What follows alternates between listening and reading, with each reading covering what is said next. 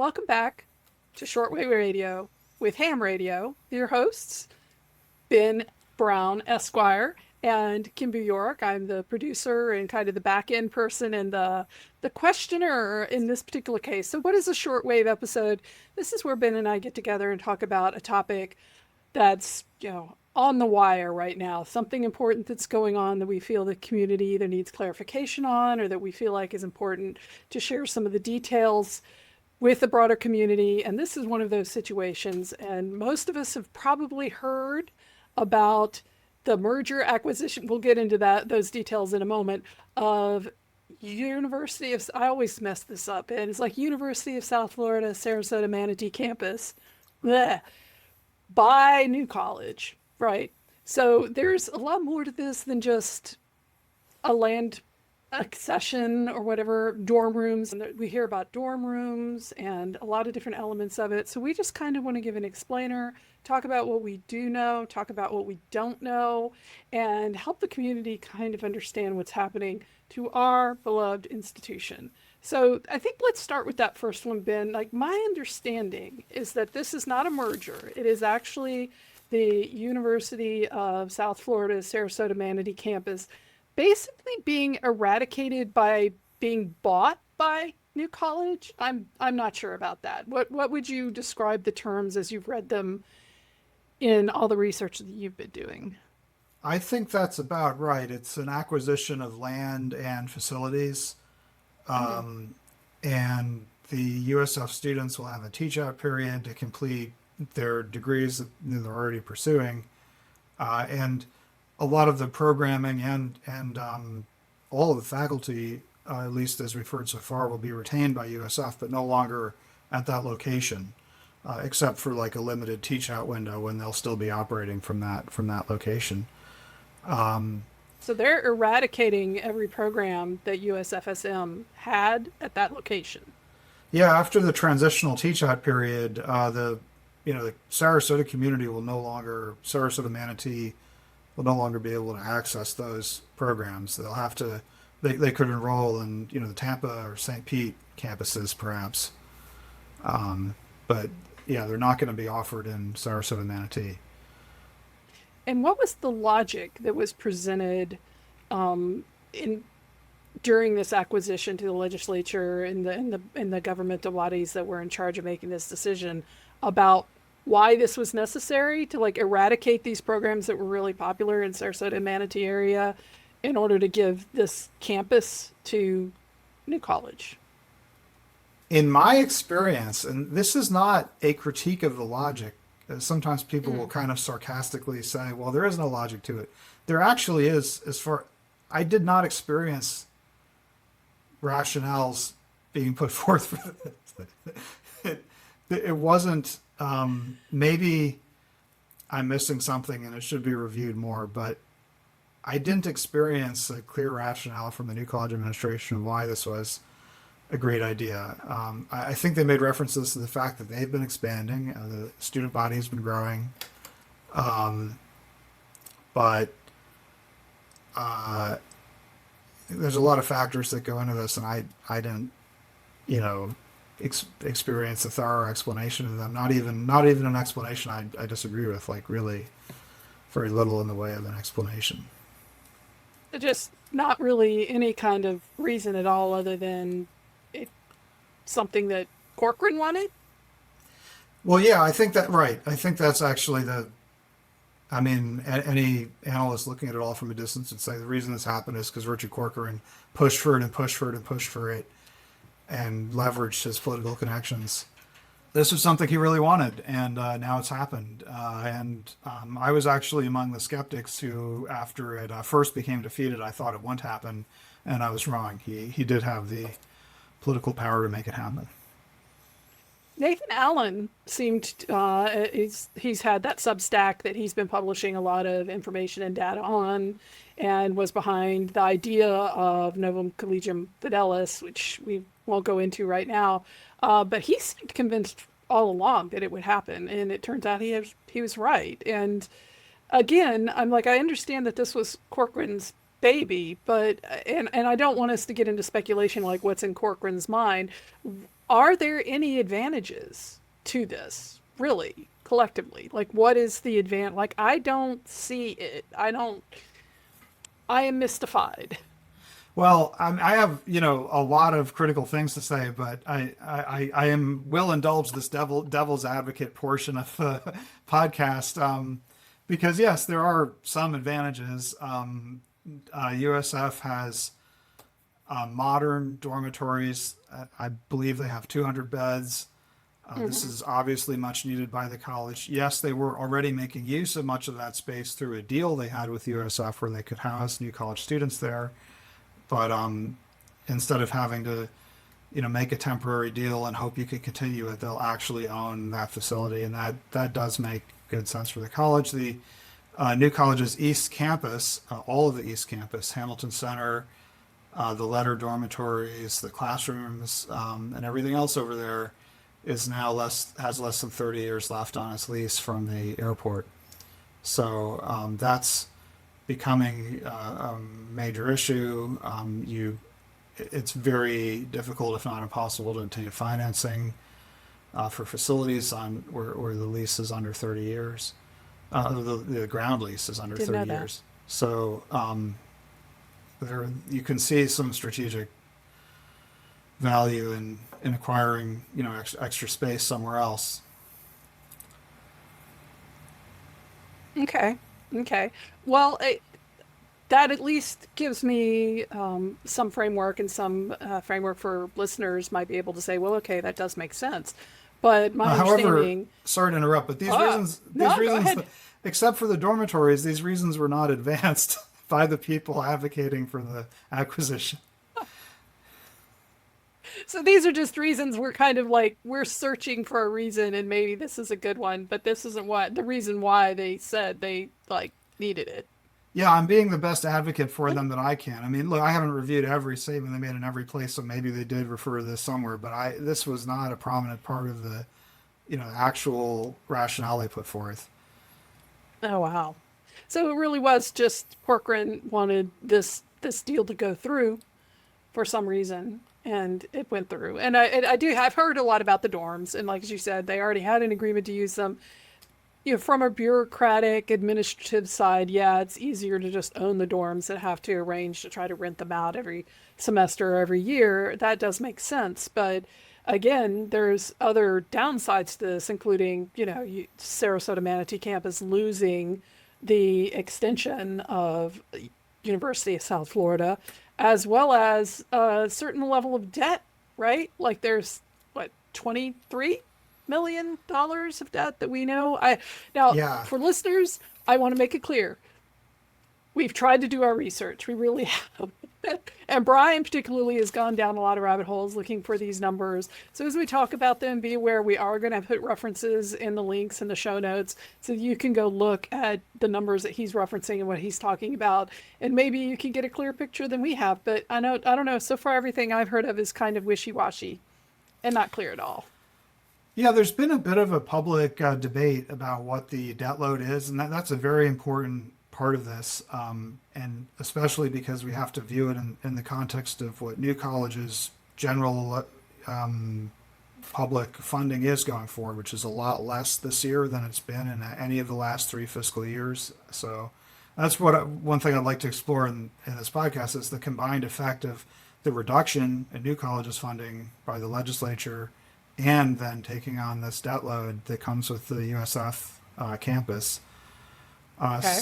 June 18th, a WSLR piece by a reporter named Carrie Sheridan. New College, and I'm inserting some ellipses here, to make it shorter, but New College must take responsibility for the entire 53 million in debt for the USF dorms by the end of December. In addition, New College is taking on all the day-to-day operating maintenance and repair costs of the 32-acre campus. Now, Richard Corcoran later spoke to WSLR and said that isn't correct. He said, and he was referencing arguments that had been advanced by Nathan Allen. He said if Nathan knew that the numbers were 28 million, not 53 million, it changes the whole paradigm of what you get with financing. So Corcoran is asserting that the debt load that comes with the campus is 28 million. And finally, we had a reporter who I believe is a New College alum named Nick Steinig, who works at WSLR, say that he actually got a debt payment schedule given to him by the New College Communications Office, and he looked at that debt payment schedule, and the principal was 28 million, but that the whole sum of the payments over time would be 53 million. But that's assuming that it remains financed the way USF has it financed right now, which is not a given. So, Okay, it's like, explain that to me. Explain what you mean that. if you think about like a mortgage that you might have on a home, you borrow a certain amount of money when you buy the home, that's the principal. But if you add Right. up all the payments that you make over the years, it's much more. Right. Right, because you're paying over time with interest. So that's the difference. That's how the between- bank gets their money. Like that makes sense. Yeah, and frankly, we are still waiting. We're still producing some public records requests that we're going to submit. NCA as an institution will submit some, and we'd like to review these materials for ourselves. Right now, I'm talking about what's in publicly available news reports. Okay. And I want to mention we did a newsletter on July 7th where we cited the 53 million figure because that's what news reports that we were looking at the time said, and we recited those in our newsletter. But obviously, there's more confusion about it, and it's important to be upfront about that. So to kind of clear up the lines of money, because there's been a lot of reporting. I know there's been a lot of opinion pieces masquerading as reporting. So there's just I have a real lack of clarity, and if I have a lack of clarity, and I talk with you people, you guys all day about this stuff, I'm sure the community has a lack of clarity as well. Taking on this debt means that New College, the institution, has to pay on the debt, and this is basically taking on debt at the same time that New College's financial, I'm sorry, the word is escaping me right now, how much they're getting from the legislature, has gone down. So is that, am I understanding that correctly? Yeah, you are. This Well, is darn. this combination is like I hope the key point of this shortwave podcast. Okay, the combination of these two factors makes for a very difficult and interesting situation. Much reduced funding from the legislature and taking on this debt load, and we don't even know what the ultimate terms will be as New College assumes the debt itself and works out some financing scheme. What the financial hit will be. Even if we had if we're completely confident the numbers we have now are exactly correct, that part is still yet to be negotiated and determined by New College and whatever bank or other entity it's borrowing from. So could New College make up some of the difference possibly? And this is speculation. Like, we're moving into pure speculation now, people. Don't take what I'm asking as any reflection that I've looked at anything that says this. But could New College pull up some of those numbers from increasing enrollment, like going to 2,000 students or 5,000 students or something like that? Like, yeah, is that just? Well, yeah, I mean, the notion, basically, the USF campus has to be productive enough in financial terms to generate a cash flow that could, service and ultimately retire this debt. And of course, these are subsidized state institutions, so it's a bit more complicated. There's state appropriations at New College gets as well, but those have been, at least for this year, drastically reduced. So, if the dorm is full of students and they're paying a reasonably healthy room and board rate, then it's much easier to deal with the debt, for example, right? And than if they're not. So, I mean, any plan for that campus would, hopefully envision it being very productive in terms of making use of its facilities, including the classrooms and everything. We're only getting 200 beds, and they are canceling the USF programs that drew in a lot of local money. So, yeah, they have less beds. I'm thinking out loud right now. I'm like, They have less, but right, right. They have. I mean, actually, yeah. It's very interesting that New College has been transitioning toward more applied disciplines. I think I don't recall the names of the programs they started, but they've some of the programs they're doing now have less of a liberal arts feel and more of an applied feel. And it's just strange that at the same time we're canceling all these applied USF programs just to make more applied programs at New College. It feels odd. Strange. But yes, they, as you were Not putting on saying, a tin hat. Not putting on a tin hat. But as you were saying, they have less dormitory beds than we need, and they actually, I would argue, have more classrooms and academic facilities than we need. So it's so some of the space will probably not be productively used at first. so when does all this go into effect?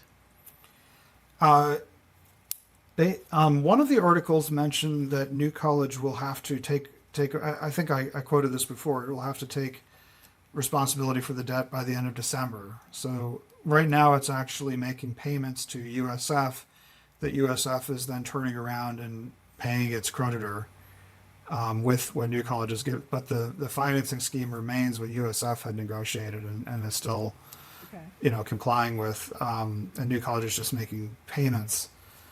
And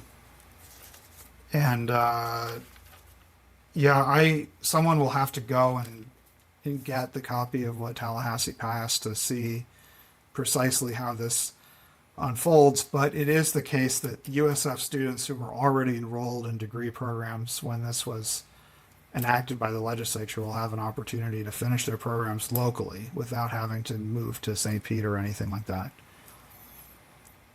At least that's what what everyone's been told. Have we heard any rumors? I mean, I know I haven't, but have you seen any indication in the research that you've been doing that USF will try to be opening a different campus extension in Sarasota-Manatee at some point? Like, was this their way of just offloading some property and then they'll come back later? Or is that just, at this point, all we know for sure is that USF, the extension is just going to be vamoose, gone? Yeah, and unfortunately, it looks like they really do have an intention of exiting the community. Mm. Yeah. Okay. Well, Yeah. I kind of sad that my assumption was proven correct. Yeah, no, I mean, This is it's sad. right. I mean, this is actually, this is a community with a growing population, and in there, you could definitely argue about the efficiency, though you feel very awkward, like criticizing the cost efficiency of USF Sarasota-Manatee when you're from the New College community currently. Okay. Right. Because Well, Corcoran has inflated the New College costs so much that you feel silly. But,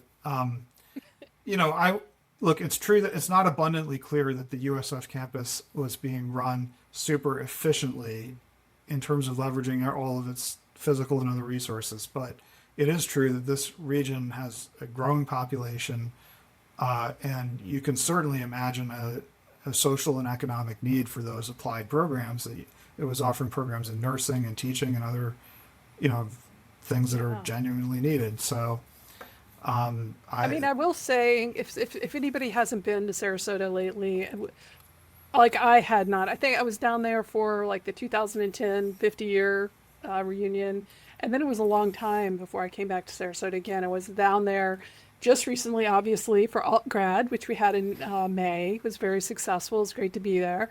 And I was staying a little bit north of town, which I had not done before. Usually I stayed at the Golden Host, like right in the heart of it. But this time I was driving around a little bit more. I was actually seeing the amount of growth there yeah. blows my mind. It is just, there are so many new buildings. There's so many new, like everything's just grown up and out. And surely the population is growing exponentially. They can't all be retirees. Like, there has to be a growing population there of people with children and young adults and, new graduates who are looking to get into different, kinds of careers. This seems like it's going to be a real tragic loss outside of how it involves New College, which we'll get back to in a second, but just for the community as a whole. Like that's one thing that really struck me when I was driving down there, and I saw how that campus is right next to. I was not aware of that. I was not aware that the USF-SM campus sat right next to New College. I for some reason thought it was a few blocks away.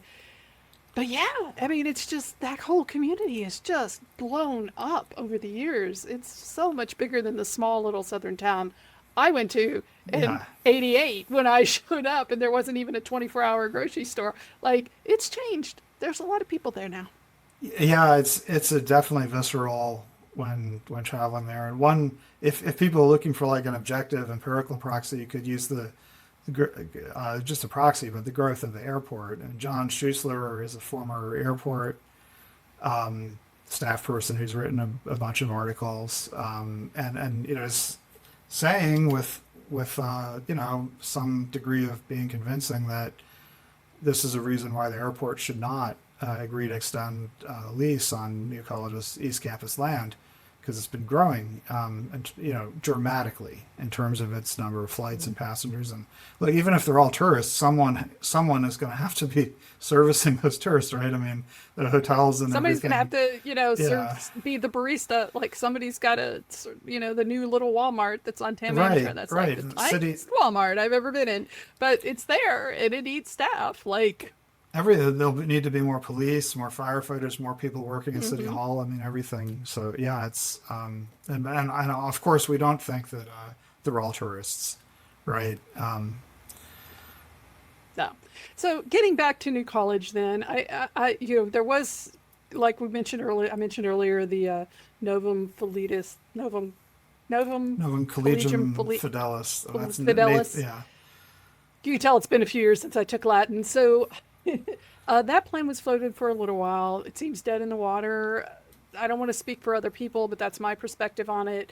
As far as now that this deal with the USF-SM campus has gone through, and it just seems to me that this is just throwing so much more uncertainty. Instead of consolidating the future of New College, this seems to be throwing more uncertainty in the future of New College. Would you agree with that assessment? Because that's how I feel about it.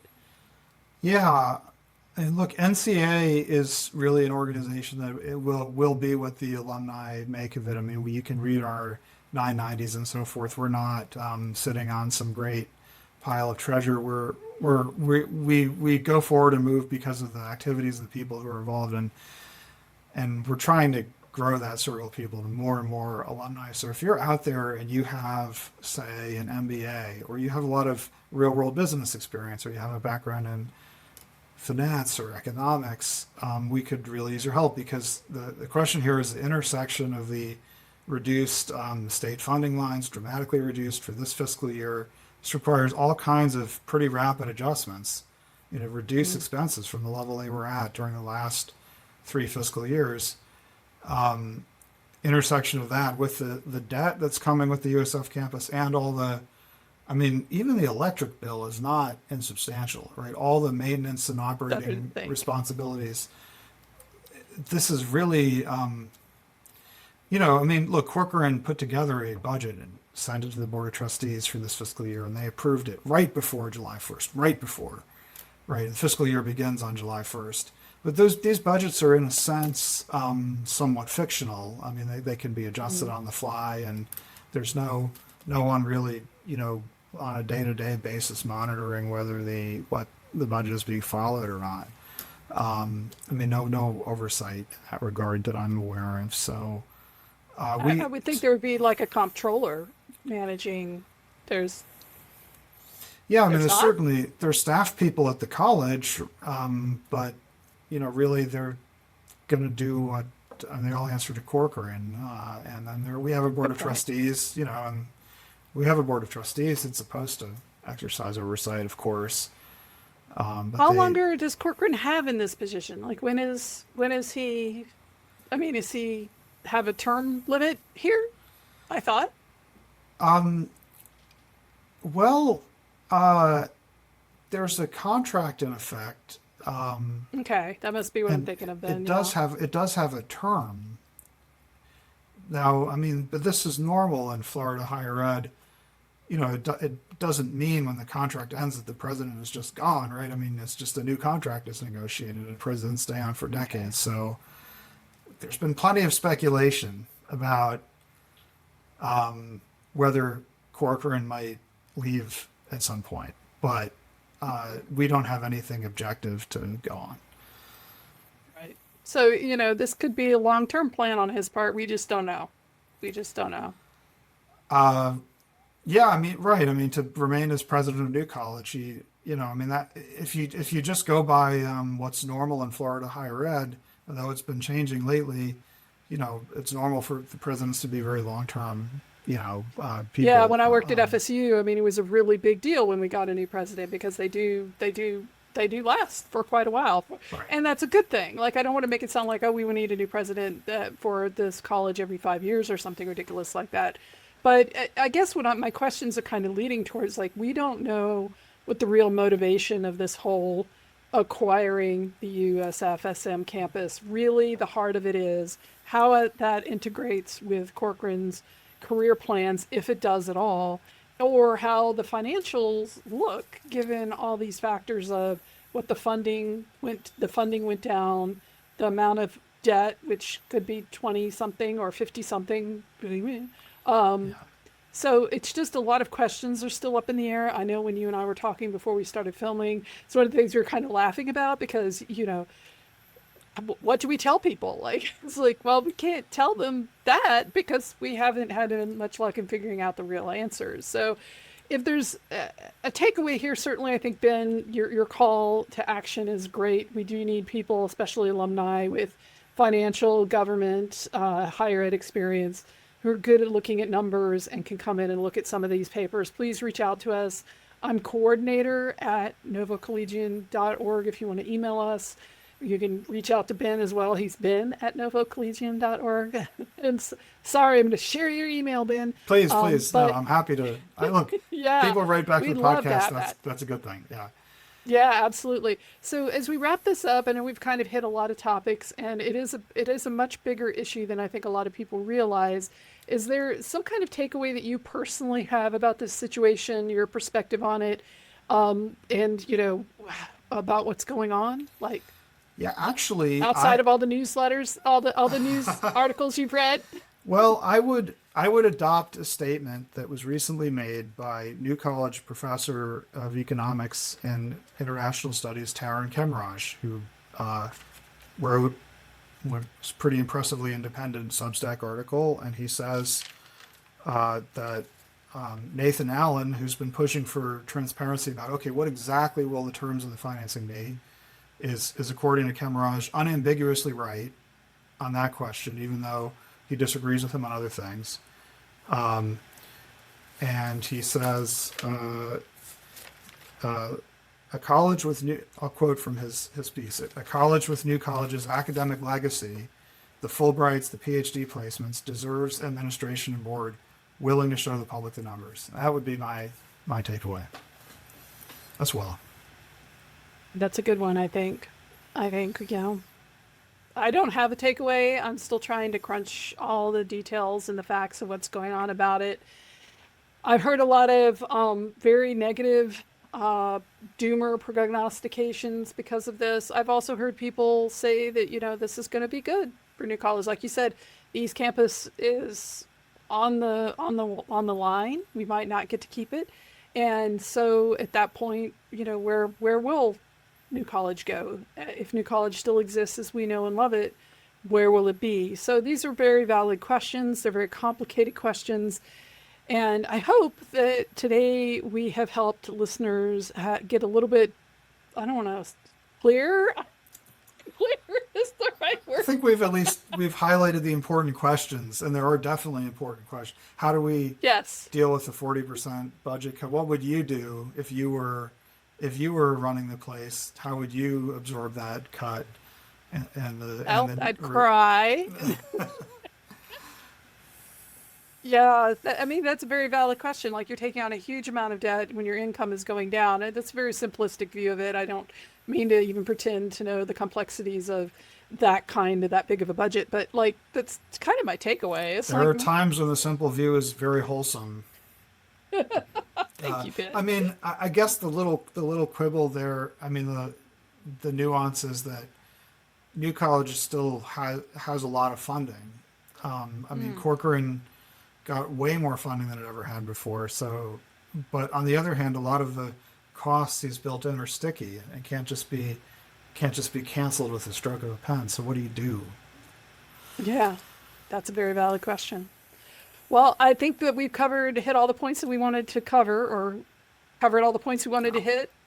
It's been a long day, man. It's been a long week, but we did want to get this out For me too. For me too.